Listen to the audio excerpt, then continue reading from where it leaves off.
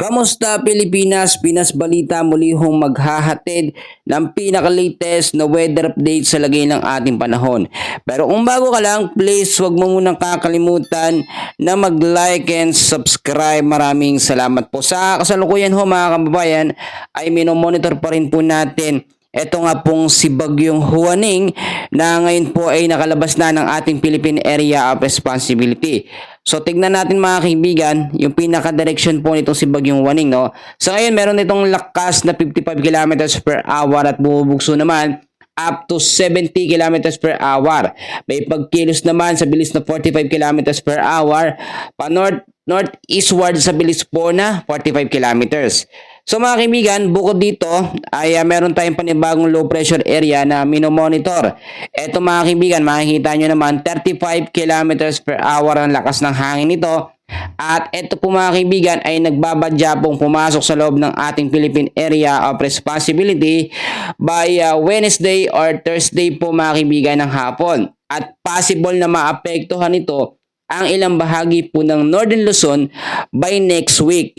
Patuloy natin i-monitor yan dahil talagang nagbibigay yan ng babala, no, or banta, no, na posibleng maging susunod na bagyo.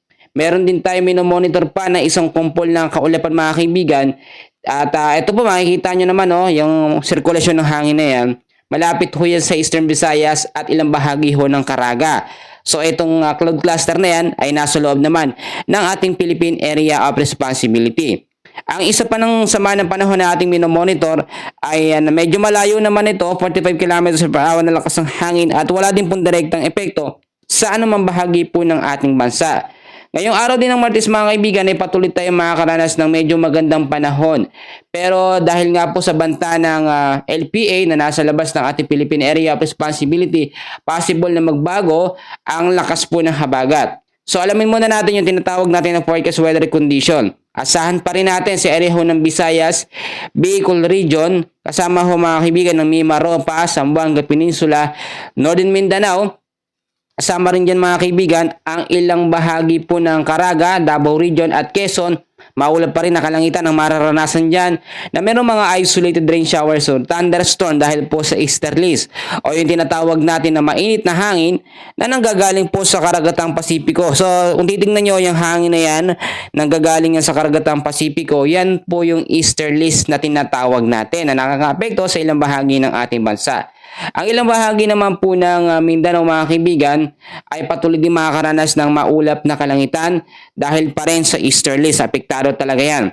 Pero dito naman po mga kaibigan sa ilang bahagi ng Metro Manila, no, malaking bahagi ng Metro Manila at ilang bahagi po ng Luzon ay patuloy din makakaranas ng maulap na kalangitan ngayong hapon at batang gabi naman, no, ay may mga tsansa ng mga isolated rain showers or thunderstorm dahil naman po sa mga localized thunderstorm na ating minomonitor.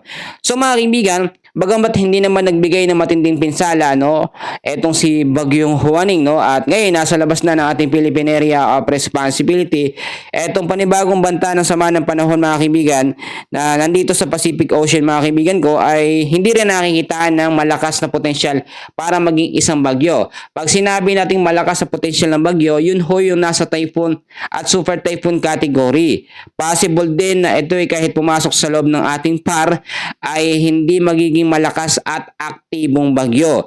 Doon may mga tsansa pa rin na pwede itong mag-recurve or lumihis ng direksyon pero hindi natin ni-roll out or inaalis yung mga posibilidad na ito ay magpalakas po sa habagat or southwest monsoon.